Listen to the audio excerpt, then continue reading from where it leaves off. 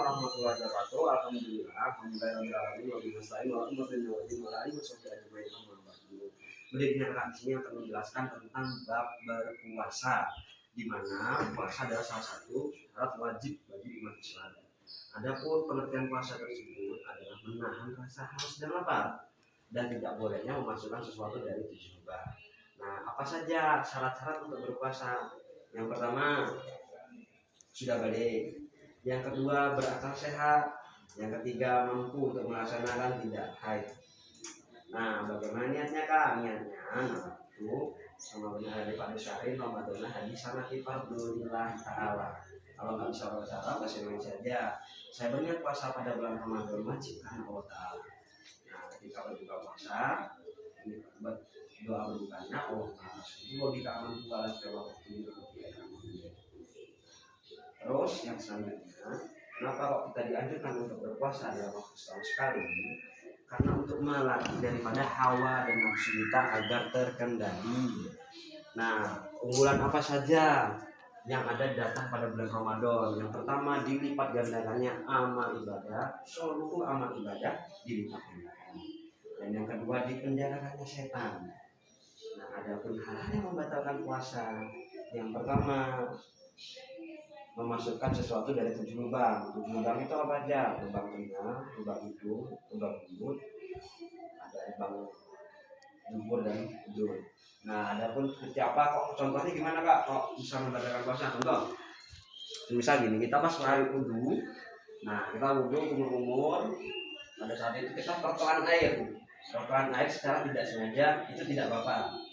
Nah, makanya di bulan Ramadan wudhu untuk umur-umur itu makruh hukumnya. Makruh itu gimana dilakukan? Tidak mendapatkan dosa, jika dilakukan tidak dilakukan mendapat pahala.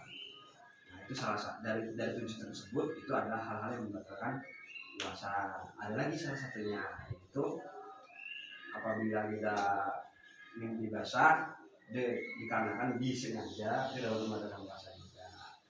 Nah, terus bagaimana Kak untuk menyikapi bulan Ramadan?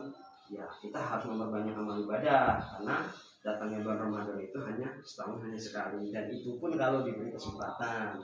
Apa saja kegiatannya di bulan suci Ramadan? Ada sholat tarawih, berpuasa, sekolah, dan macam-macam, segalanya normal. Nah, ada contoh misalkan sunnah seperti tidur dari pagi sampai sore, itu sebenarnya bukan sunnah yang benar-benar adanya, tapi hadisnya tidak ada. Nah, sampai sini ada pertanyaan untuk Ramadan berpuasa. Kalau nggak ada yang paham boleh bertanya. Kalau misalkan tidak paham ya tolong ditanyakan tentang puasa Ramadan. Gimana anak? Ada yang ditanyakan? Nggak ada. Nah, untuk hal selanjutnya kita akan mengerjakan tugas mengenai tentang berkenaan tentang bulan Ramadan atau berpuasa.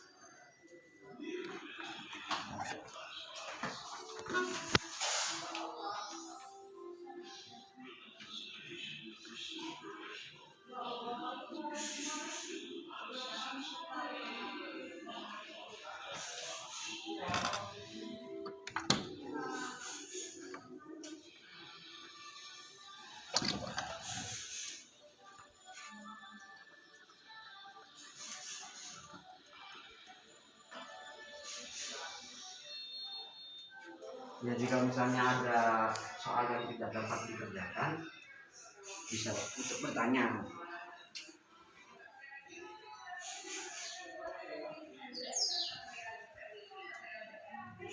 yang mengerjakan tugas. Ini bisa sedikit. Jadi kenapa kok kita dianjurkan berpuasa pada bulan suci Ramadan? Karena yang bisa melakukan hal nafsu itu cuma berpuasa. Nah, ini ceritanya nafsu itu dimasukkan ke dalam api yang bara, dia tidak merasa berbeda, dia tidak menunggu. Terus dia itu dikubur sampai lapok masih ada nafsu tetap belum menerima, karena pada akhirnya ketika disuruh berpuasa akhirnya nafsu terkendali. Itu para asap menang hanya terhadap mengejar dunia itu nafsu.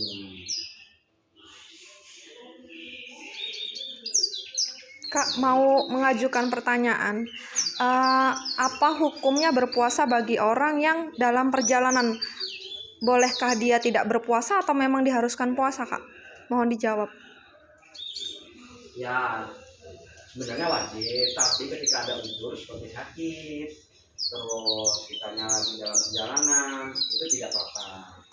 Tapi syaratnya ada syarat-syarat tertentu yang memperbolehkan kita untuk puasa dalam keadaan perjalanan, yaitu jarak tempuh itu tersendiri.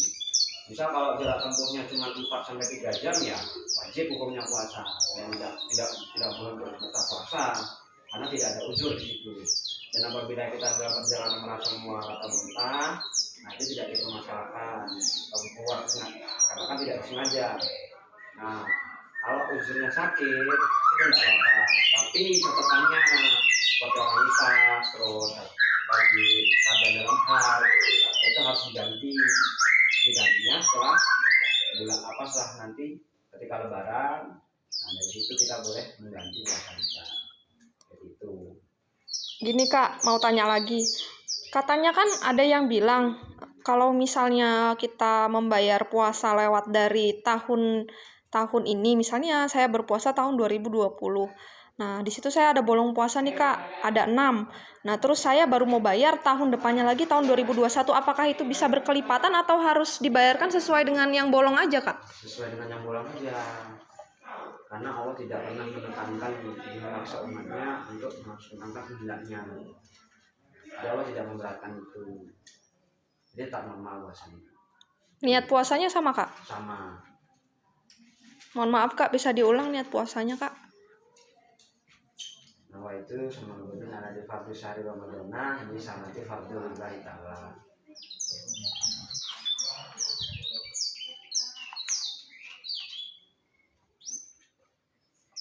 Tunggu sebentar ya.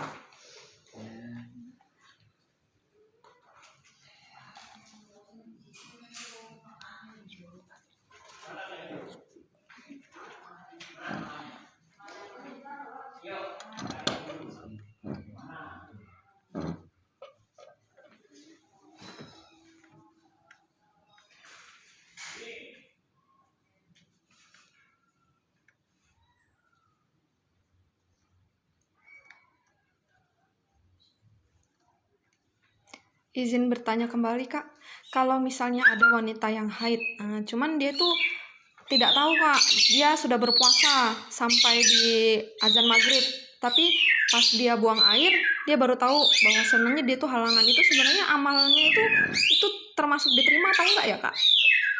Ya, kalau terhitungnya dia lupa dikarenakan tidak sengaja, ya nggak masalah.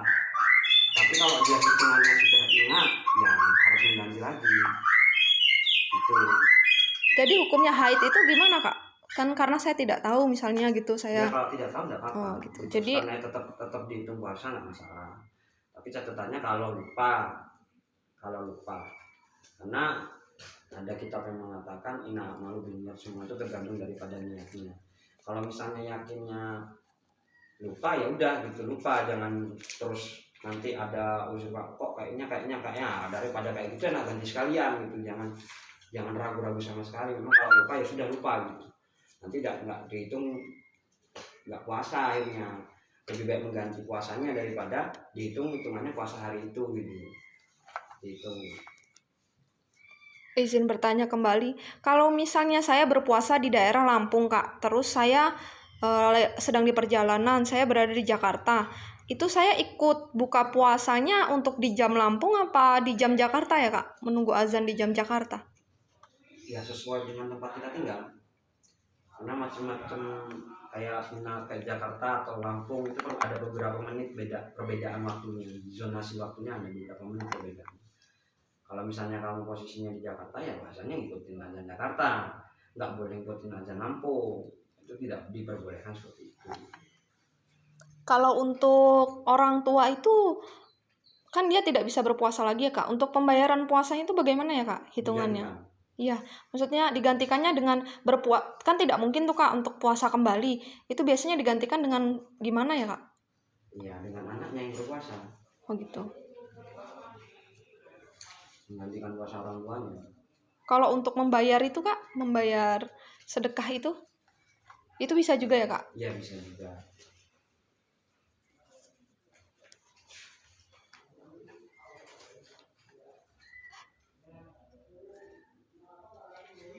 Mungkin puasa cukup, udah kita kumpulkan tugasnya.